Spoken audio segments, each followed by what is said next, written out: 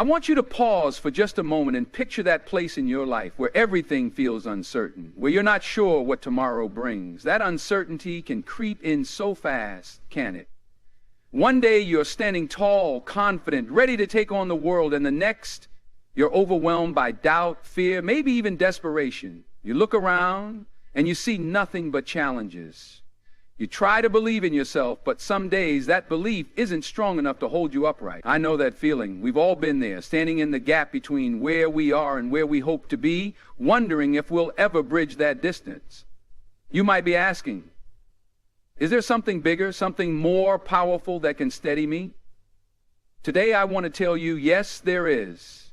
And that something is found in the timeless truth of God's Word. I'm here to share with you about hope. Hope so profound that it can anchor your heart when life's storms toss you around.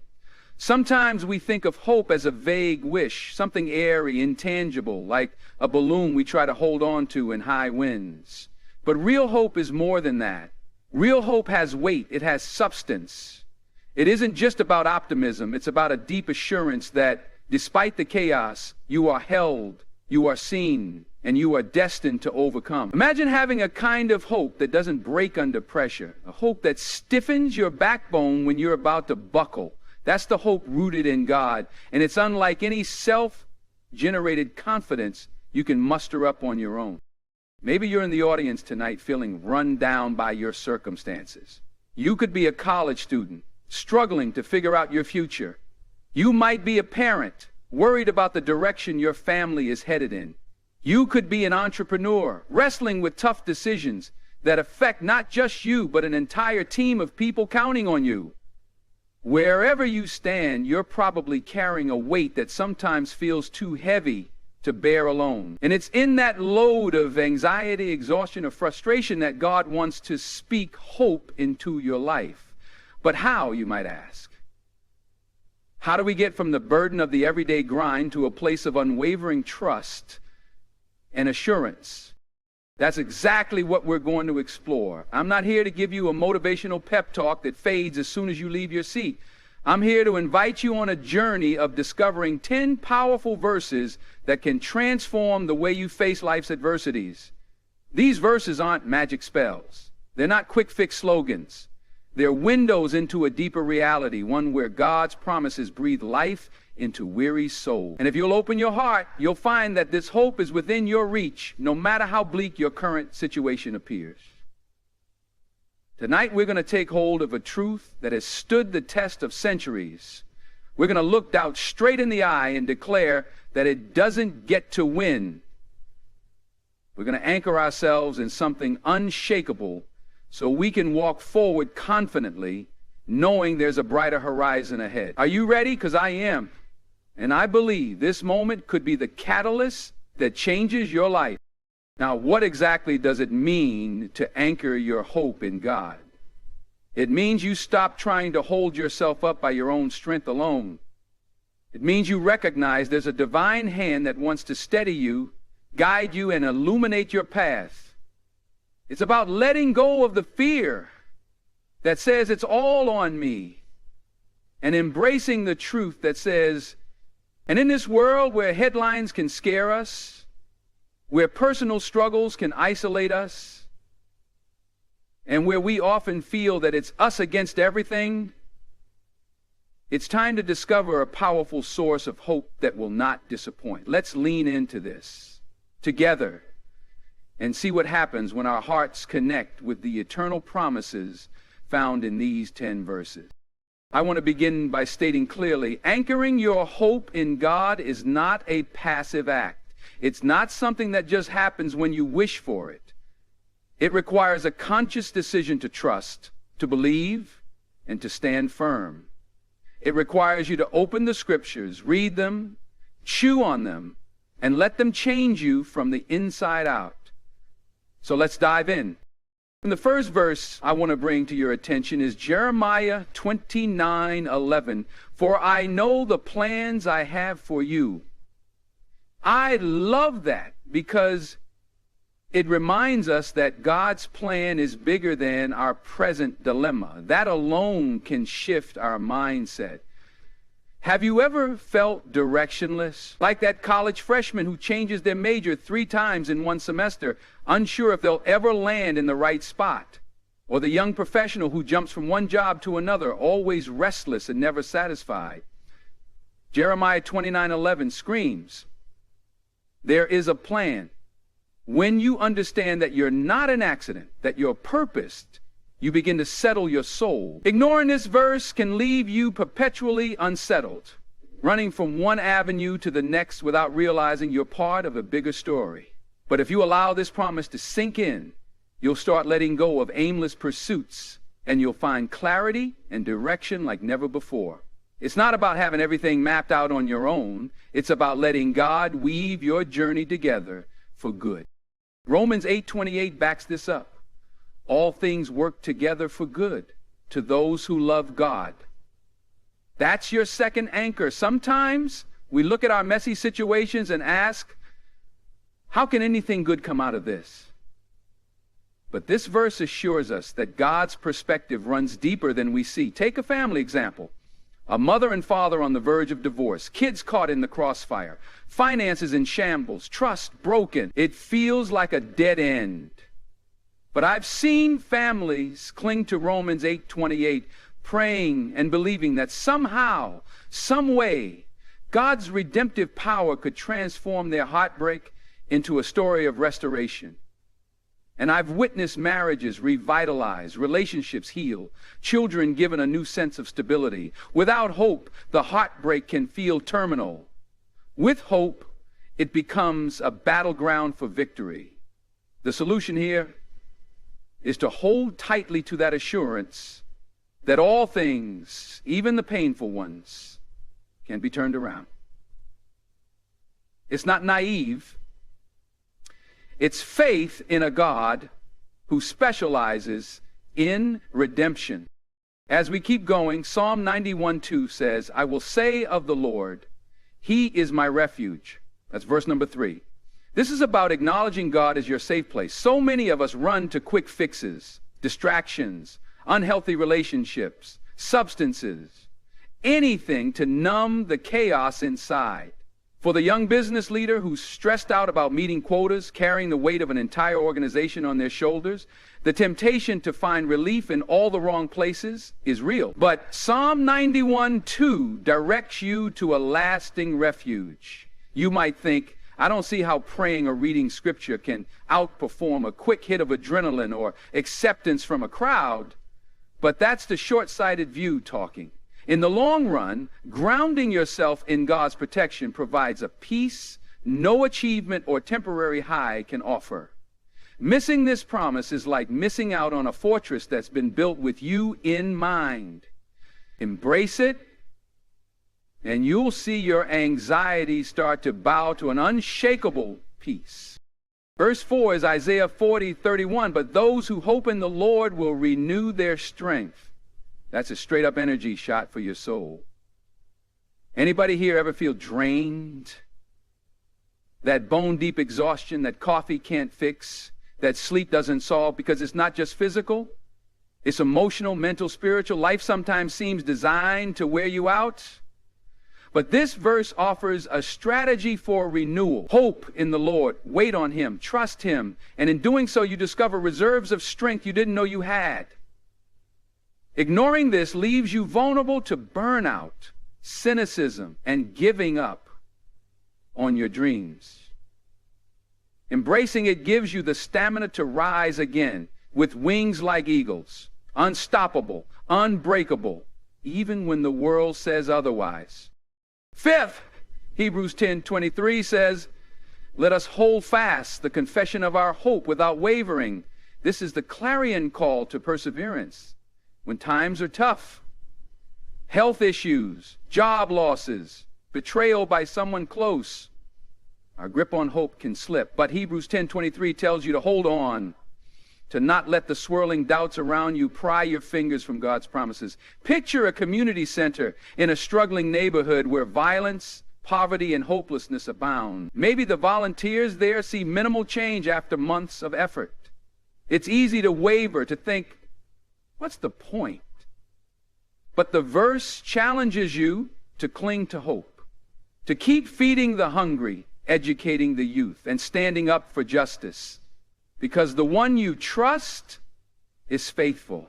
Without that, cynicism wins. With it, transformation is always possible, no matter how slow it seems. Sixth, we have 1 Peter 5:07.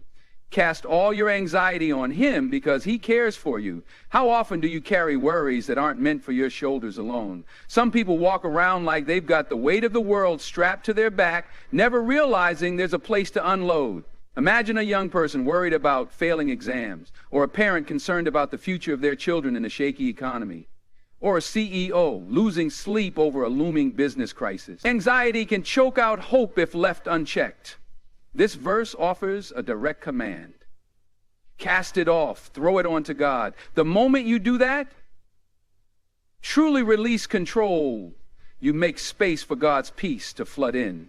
If you don't let go, you risk drowning in your own stress. If you do let go, you experience the quiet confidence that you're not alone, that the creator of the universe cares deeply about your plight. Seventh is Psalm 46, 1-1. God is our refuge and strength, an ever-present help in trouble.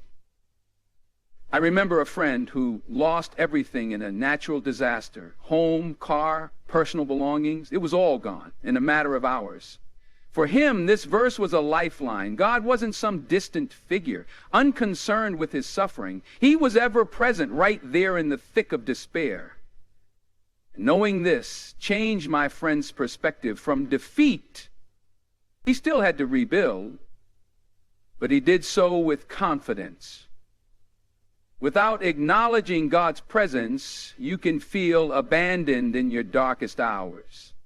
But when you accept that he is not only with you, but also for you, you'll find the courage to rebuild from the ashes. Matthew 6:33, verse 8 reminds us, but seek first his kingdom and his righteousness. We often chase after so many things, money, recognition, comfort, only to find ourselves emptier than ever. This verse flips our priorities. It says, put God at the center and the rest will align.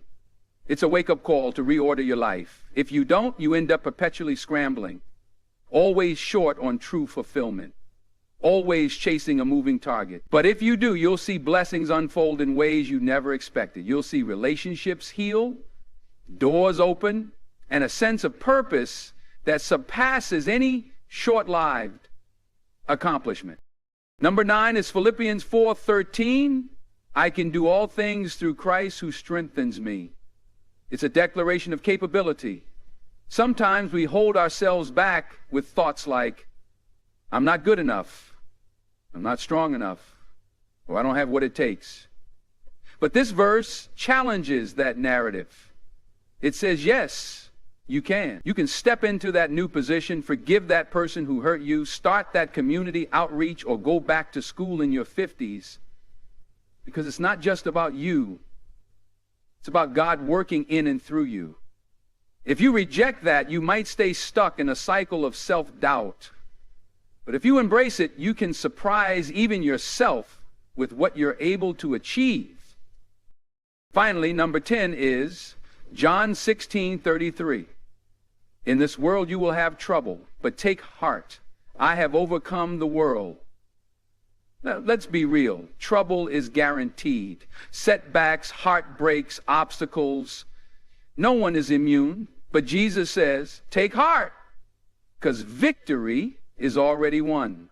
That knowledge gives you a courage that fear cannot erode. For the entrepreneur facing financial loss, the senior citizen worried about declining health, the teenager bullied at school, this verse says, trouble may come, but it does not get the final say. If you ignore this, life's hardships can crush you. If you believe it, those same hardships become stepping stones that lead you closer to God's ultimate triumph. So there you have it. 10 encouraging verses that serve as anchors. Each one a lifeline. Each one a promise that God is closer, stronger, more faithful than we can imagine. Don't let them be just words. Make them the foundation you stand on. When you do, your perspective shifts from despair to possibility. from frustration to expectancy, from fear to confidence. Now that you know these verses, I challenge you to let them guide your thoughts, shape your decisions, and infuse every part of your daily walk. These promises are not distant. They're right here, ready for you to embrace, ready for you to carry into every challenge, every dream, and every mission you undertake. That's what it truly means to anchor your hope in God. So how do we bring this all together? Let's take a moment and recap what these verses and their promises mean for you right now. First, you have an assurance that God has a plan for you, no matter how scattered or uncertain your life feels. Second, you are reminded that all things, yes, all of them, can somehow work together for your good when you stay aligned with God's purpose. Third, God is your refuge. You don't need to scramble for quick fixes because you have a fortress in Him. Fourth, you can renew your strength by waiting on the Lord, preventing burnout and weariness. Fifth, you are called to hold fast to hope, no matter how relentless the challenges become. Sixth, you can throw every worry you have at God's feet and He will carry it. Seven, He is ever present, even in your darkest moments, so you never have to face crisis alone. Eighth, when you put God first, everything else finds its rightful place. Ninth, you can accomplish far more than you ever imagined because the power behind you is greater than the obstacles before you. And 10th, while trouble is certain, God's victory is even more certain. And that means you can move forward without paralyzing fear. You see how these truths fit together like pieces of armor? They shield your heart and mind from the onslaught of doubt, worry, and despair. When taken as a whole, they form a comprehensive framework for living a life anchored in something eternal, unmovable, and sustaining. That framework is not just for a certain age group or a particular social status. It's not limited to people who have it all figured out. It's for the young adult searching for direction. It's for the parent longing to see their family healthy. It's for the community worker trying to bring hope to broken neighborhoods. It's for you right now in whatever space you occupy. Think about the last time you felt truly hopeless. Maybe it was a situation that blindsided you. Maybe it was a slow erosion of your enthusiasm over time. In that moment, you felt alone and powerless. But let me tell you, you're not powerless and you're not alone. In each verse, God is speaking directly to that sense of powerlessness, declaring that His strength is available, His presence is near, and His plan is certain. You only need to open the door. You only need to say, yes, I will trust you. I want you to imagine taking each of those verses and planting them like seeds in the soil of your heart. Seeds need consistent nurturing, water, sunlight, care. Likewise, these promises need your attention. They need you to read them regularly, to pray them over your life, to declare them out loud when doubt begins to creep in. If you leave them untended, they can wither in the background of your mind, overshadowed by the daily grind. But if you feed them daily by meditating on them, praying through them, and living them out, they will grow into a faith so solid you'll stand unshaken in the face of even the fiercest storms. This isn't just about surviving life's difficulties. It's about thriving despite them. It's about waking up each day with a renewed sense of purpose because you know whose you are and what He's promised you. It's about stepping into challenges with your head held high, confident that no matter the outcome, God is working behind the scenes. That kind of posture isn't born out of self-help books or positivity mantras. It's born out of a relationship with the One who set these promises in stone. Now, I understand that for some of you, placing hope in God might be a new concept, or perhaps you've been burned by disappointment before. Maybe you thought God would show up in a particular way, and when life turned out differently, you felt betrayed. Hear me out. Hope in God doesn't mean you won't face hardships. In fact, it practically guarantees that you will, because growth and refinement often happen in the furnace of adversity. But hope in God means you will never face those hardships alone or without purpose. There is always a next step, always a glimmer of redemption at the end of the darkest tunnel. I challenge you right now to embrace that perspective. Maybe for you it starts with simply acknowledging, okay, God, I'm willing to trust you this time. Or maybe you've trusted before but drifted away, and now it's time to reaffirm that commitment. Whatever position you find yourself in, I want you to take a decisive step. Write these verses down, put them somewhere visible. Let them become part of your daily routine, something you see and repeat to yourself. Share them with a friend who might also need hope. Take action, because hope isn't just a feeling. Hope is a way of living. Reflect on how you can weave these truths into your everyday life. Can you start your morning by reading one of these verses and letting it set the tone for your day? Can you pause during lunch to remind yourself of God's faithfulness? Can you end the night by thanking Him for being your refuge and your strength, even when you felt tired or discouraged? These small, consistent steps will cultivate a life that is deeply rooted in something unshakable. Over time, you'll notice a transformation. You'll see that you're less easily rattled, more quick to recover from setbacks, and more eager to see possibilities where others see only obstacles. And that's where the real impact happens, when your hope overflows and touches those around you. People will see the difference. Your friends, your family, your colleagues will take notice that you're walking with a grounded confidence that doesn't falter under pressure. Your conversations will shift from complaining to encouraging, from despairing to visionary, and in doing so, you become a beacon of hope yourself, pointing others to the same God who anchors you. So let me ask you this. Will you walk out of here the same way you came in, or will you let these words shape a new way forward? Will you cling to old patterns that keep you stuck, or will you dare to believe that God's promises are real and tangible for you? This is your invitation to step onto the firm foundation of divine truth. Don't settle for a shallow existence of fear, worry, and endless striving. Embrace a life of purpose, peace, and unwavering hope. Embrace the knowledge that you are beloved, guided, and empowered by the one who holds the entire universe in his hands. Right now, maybe your heart is pounding a little harder. Maybe you feel a spark of something stirring inside you. Don't ignore that. Lean into it. Let it grow, because I believe we're never given these moments by accident. We're given them so we can shift course, so we can take a leap of faith and trust the God who has never failed, the God who knows the number of hairs on your head, who sees your tears, who hears your sighs in the quiet moments, the God who orchestrated these 10 verses to speak life into you in ways you cannot fully comprehend. That is the God who is saying, come closer, trust me, let me anchor you.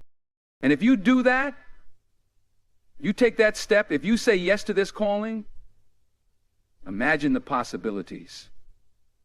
Imagine approaching your biggest challenges with a resilient spirit. Imagine letting go of regrets that have haunted you, letting your burdens fall off your shoulders, and standing tall with the confidence that you're walking in divine purpose. Imagine seeing your community change because your hope overflowed and inspired someone else to hold on. That's the ripple effect. That's the power of hope in God. It doesn't just transform you, it transforms everything your life touches. So as we close this journey together, remember, you are not defined by your failures. You are not limited by your current circumstances. You are defined by a God who loves you, who has declared victory, and who promises to never leave your side. You are limited only by the boundaries you set on your own belief. Let today be the day those boundaries fall away. Let these 10 verses become the pillars that support you when life's battles rage. Let them be the voice in your head when doubt tries to tell you it's over. Let them be the assurance in your heart when the world says it can't be done. And let them be the catalyst for a hope that is living, active, and absolutely unstoppable. Now, go forward with a new light in your eyes. Walk in the confidence that you do not stand alone, that God's word stands with you. Let your hope be contagious, so that when people look at you, they see a reflection of God's unwavering love and power. Let your faith roar louder than your fears. And let these 10 verses ring in your ears as you step boldly into the future. Because, my friends, this is not the end of the story. This is the beginning of a new chapter, one where you are anchored so firmly in God's truth that no storm, no trial, no adversity can sink you. Stand up, hold your head high, and walk in that promise. This is your moment. This is your hope, and it will not fail you.